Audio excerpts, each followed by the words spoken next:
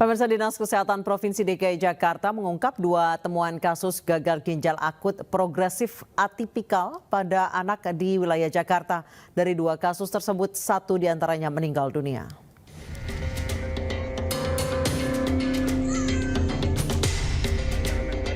Setelah sempat mereda, kasus gagal ginjal akut progresif atipikal pada anak kembali ditemukan di Jakarta, yaitu pada anak berusia 13 bulan dan 7 tahun yang berada di wilayah Jakarta Timur dan Jakarta Barat.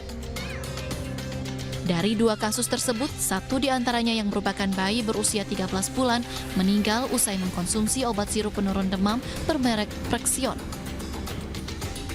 Menanggapi hal ini, Dinas Kesehatan DKI Jakarta juga mengimbau untuk melakukan 3 cara pencegahan, mulai dari mencegah sakit saluran pencernaan, serta saluran pernapasan pada anak dengan disiplin menggunakan masker, menghindari orang sakit, dan menjaga kebersihan diri, lingkungan, serta makanan.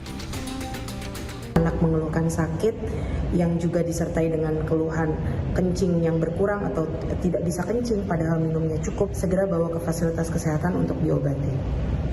Dan juga kepada orang tua diharapkan untuk tidak responsif untuk memberikan obat. Jika anak sakit, diusahakan dulu kita menggunakan terapi non-obat. Sebelumnya, obat sirup penurun demam bermerek Prexion yang diproduksi PT Paros masuk dalam daftar obat yang aman dikonsumsi. Dan pada November tahun lalu, sejumlah obat ditarik izin edarnya oleh BPOM yang berasal dari 4 perusahaan farmasi. Di antaranya produksi PT Klubros Pharma yang mengeluarkan Sitomol dan Sitoprit. Sedangkan PT Samko Pharma mengeluarkan sirup kemasan dus dalam botol plastik Samkodril dan Samkonal. PT Yarindo Pharmatama, obat yang ditarik ada 6 jenis yaitu Cetirizine CHCl, Dopepsa, Flurin DMP, Sucralfate, Tomac Forte, dan Yarizid. PT Universal Pharmaceutical Industries 14 jenis obat sirup, seperti Uni Baby Coke Sirup, Unidril, dan Uni OBH. Yang terbanyak, obat ditarik diproduksi oleh PT Avi Pharma. Di antaranya Avip Marol dengan berbagai tipe, Ibuprofen, obat batuk hitam, OBH Avi berbagai rasa, paracetamol berbagai rasa, Zingo Forte, dan masih beberapa jenis lainnya. Karena terbukti menggunakan senyawa etilen glikol dan dietilen glikol yang memenuhi persyaratan karena melebihi kandungan yang sudah ditentukan. Bahan kimia berbahaya tersebut yang menyebabkan ratusan anak dengan rentang usia 1 hingga 5 tahun menjadi yang terbanyak mengidap kasus gagal ginjal akut.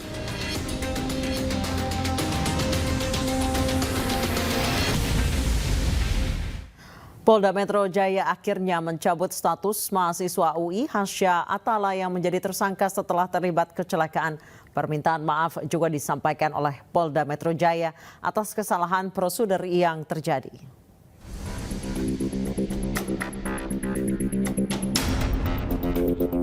Polda Metro Jaya meminta maaf atas proses penyelidikan yang selama ini dilakukan atas kasus kecelakaan mahasiswa Universitas Indonesia, almarhum Hasya Atala.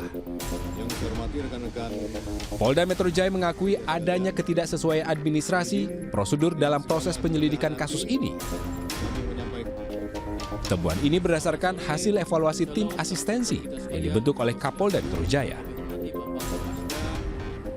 Sesuai hasil gelar perkara khusus, polisi akhirnya mencabut status tersangka yang disandang almarhum Hasya Atala yang menjadi korban akibat kecelakaan ini.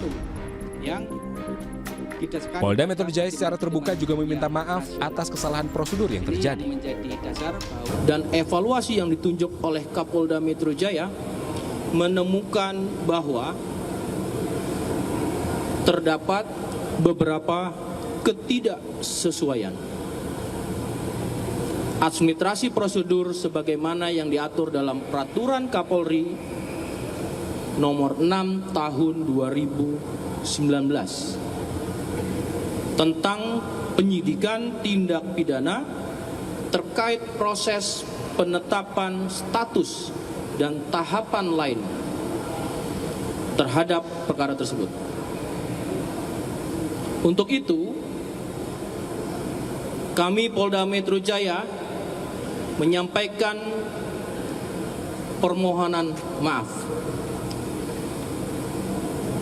terhadap beberapa ketidaksesuaian.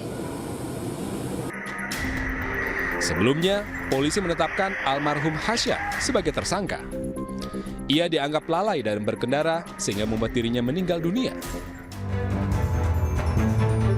Pekan depan 5 terdakwa kasus pembunuhan Yosua Huta Barat memasuki babak akhir yakni pembacaan vonis. Informasi selengkapnya usai jeda.